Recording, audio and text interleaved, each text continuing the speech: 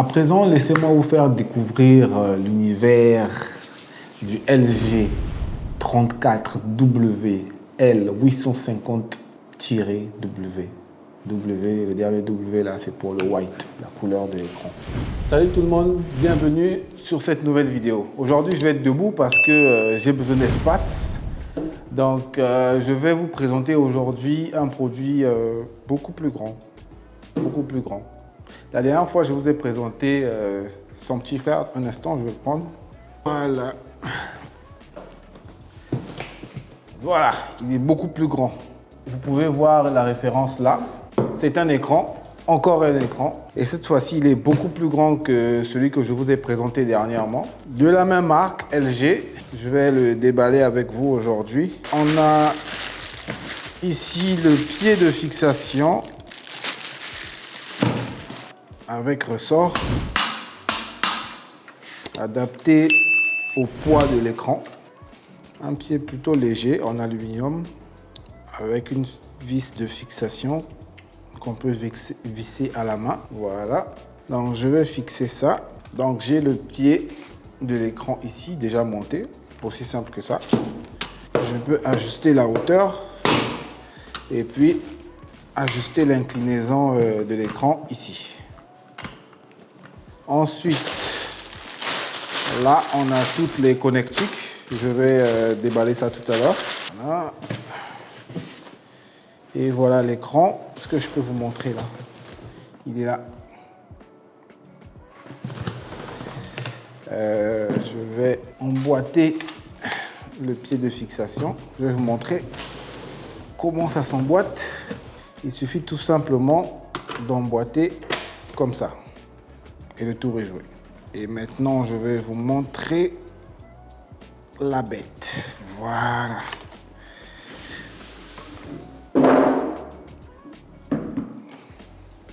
Énorme. Qu'est-ce que vous en pensez?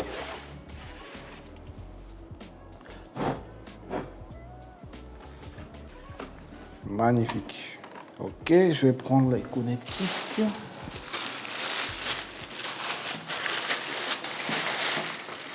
Donc, nous avons à l'intérieur un câble DisplayPort, pour ceux qui le connaissent. Voilà. Ensuite, j'ai un câble HDMI. Je ne sais pas si c'est du HDMI 2.1 ou 2.0. Et ensuite, ici, nous avons le plus important, un câble USB-C vers USB-C. Et il est certifié Thunderbolt. Il peut charger mon laptop et transférer aussi l'image. C'est celui-là que je vais utiliser. Et là, nous avons câble d'alimentation. Il y a de la paperasse que je vais tout bonnement ignorer. Un CD d'installation ou de programmation ou tutoriel ou je sais pas que je vais ignorer également. Un petit clip de fixation pour pouvoir regrouper les câbles derrière l'écran. Et voilà cette brique d'alimentation que je déteste. Mais ouais, aujourd'hui, les écrans plus récents n'ont plus ce genre de transformateur là à l'extérieur. Généralement, ils sont incrustés dans l'écran. Je pense qu'ils auraient pu l'incorporer là-dedans. C'est pas le meilleur de leurs écrans, s'il faut dire. Pour ne pas dire c'est un écran bas de gamme. Parce que j'ai fait également des écrans de ce genre-là, 34 pouces, mais avec beaucoup plus d'options. Donc je vais le brancher rapidement à mon écran et puis on va parler spécificité, configuration, réglage et tout ce qui est un peu plus technique. Avant de le brancher, j'aimerais quand même vous montrer son petit frère que je vous ai présenté la dernière fois. On va faire une petite comparaison. Lui, il est réglable en hauteur. Je peux le descendre jusque là pour le mettre à peu près à la même taille, même hauteur. Celui de 29 pouces, pas du tout. Il n'y a pas d'inclinaison. Mais par contre, le 34 pouces a un léger tilt. Ensuite, on peut le régler de haut en bas. le 29 pouces également.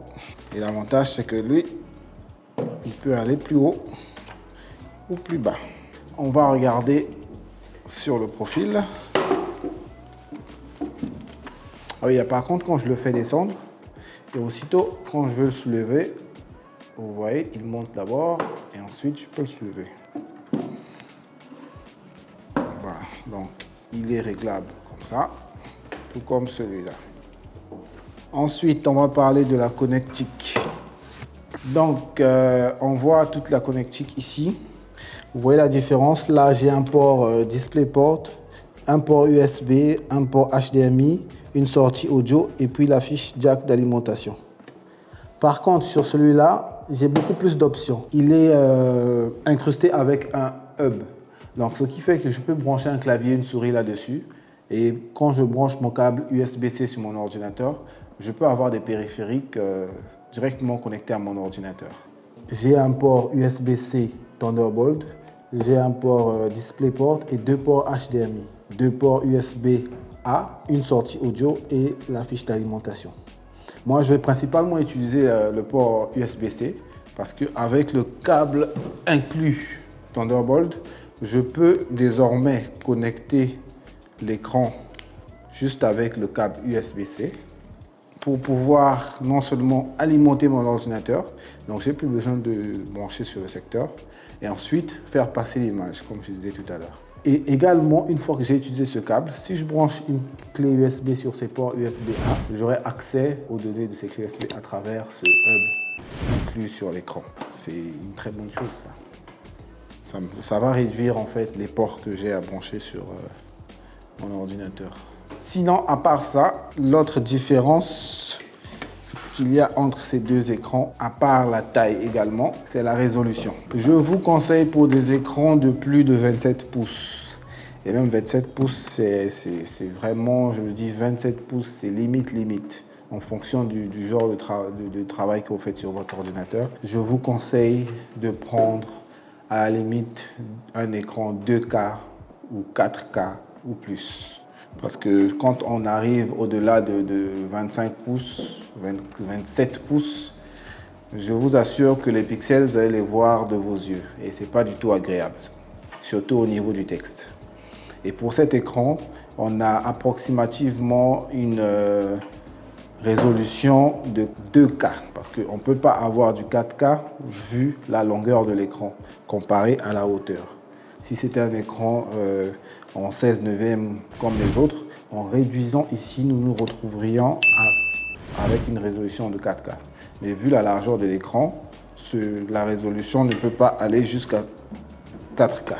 Par contre, on a des écrans de ce genre-là qui vont jusqu'à 5K. Mais peut-être dans un futur peut-être proche, on aura le temps j'aurai le temps de vous exposer ça ici et de vous montrer un peu les différences. Donc, je vais maintenant passer à l'image et puis montrer les différentes spécificités.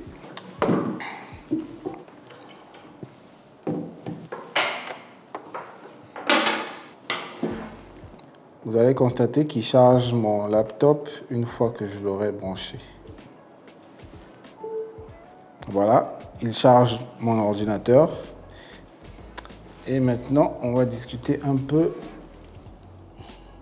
Donc voilà, j'ai la fiche technique avec moi ici. Je vais vous donner un peu les différentes caractéristiques.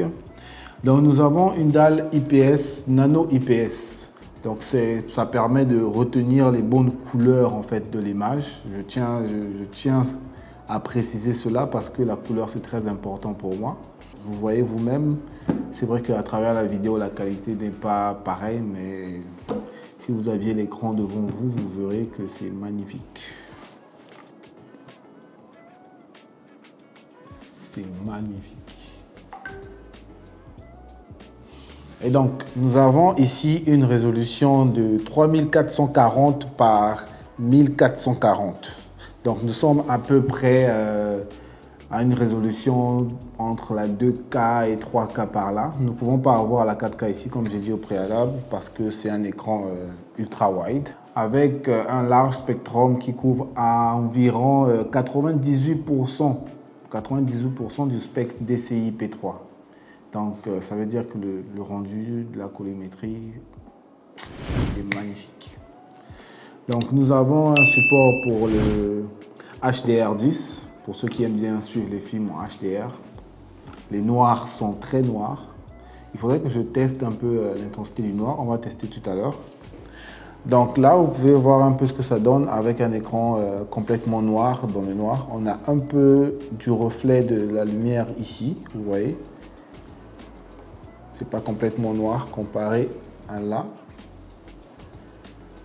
Mais c'est pas mal non plus.